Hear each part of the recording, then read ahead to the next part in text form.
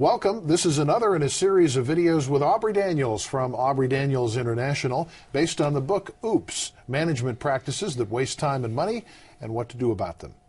In this video, we're going to talk about motivation and the ways that managers demotivate without realizing it. Aubrey, you're doing a great job, but that's the way that managers tend to, and they do that but because they don't want you to think that you're doing the best that you possibly could. Yeah.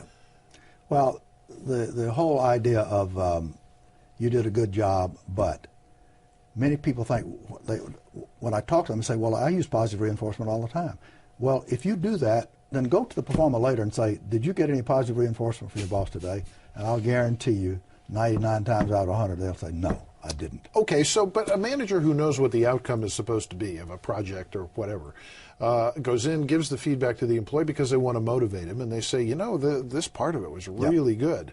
Nevertheless, there was a part of it that needed to be improved or wasn't done well. Yes. So? Well, what I think you do is you say, hey, you did a really good job on this. You got it in on time, and it's really concise. It's really what I wanted. Thank you very much. Let some time pass. And then go back and say, I was thinking about this last night or this afternoon, and here's something I think next time you do this, if you did it this way, it would be better. Now, most people receive that as helpful. When you did a good job, but it's always criticism. So the one is much better than the other. Let some time lapse, even if you go down the hall and turn around and come back. Even if you hang up the phone and call back again and say, hey, I was thinking about this some more.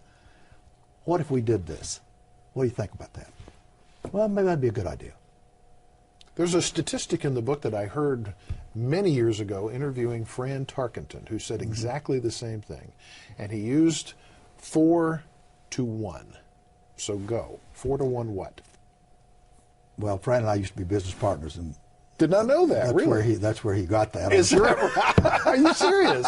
Wow. But early on, as I was working with managers about helping them use positive reinforcement, they would want, well, how much should I do, and should I use negative consequences? And so I looked into research to see what I could find, and what I found was that Becker and Becker at Florida State, in working with teachers, found that teachers who had a ratio of 4 positives to 1 negative had better discipline and better achievement in classes.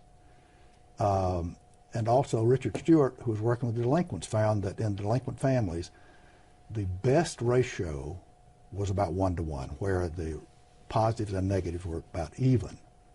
But when you looked at non-delinquent families, it approached 4 to 1. So we kind of used that as sort of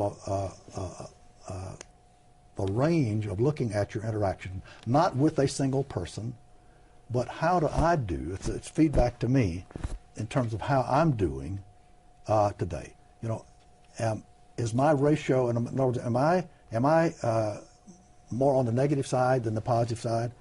There's hardly a workplace in this country where there are not more positive things occurring every day than negative things. And so if you end up with more negatives than positives in a day, then you're probably doing something wrong. Read something online that if you smile, your body physiologically, psychologically, you'll be in a better mood.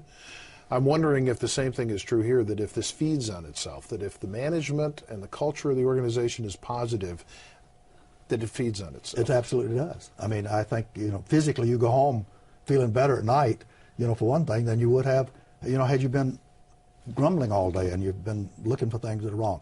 It's not that we ignore poor performance or things that could be done better. The issue is, how do we address it? You see, if we begin to positively reinforce people for what they're doing well, they want to do more things well. And that begins to take care of some of the things that are not done well, because we spend more of our time doing things that pay off. Okay, let me ask you, when you got a project that fell apart, that was a disaster, you didn't get the business, or if you delivered the product, it was just riddled with problems. Management circles back around after that event is finished and does what? Well, what you want to do is to look what you did well, in addition to what can we do to improve next time. So rather than being critical of what we did, we want to say, here's our opportunity to improve. And rather than point fingers at people and you didn't do this, you didn't do that, say, okay, that's already done. What can we do now to make sure that next time we do it better? And when you do that, people are more energized by that than the typical event where we sit and we critique what we've done. The whole word critique is not really what we're trying to do. We're trying to figure out how to do this better. And I think if you go in with that attitude, you get a much better response. Aubrey, thank you. This is another in a series of videos from Aubrey Daniels International based on the book Oops, Management Practices That Waste Time and Money and What to Do Instead. Available now online at aubreydaniels.com.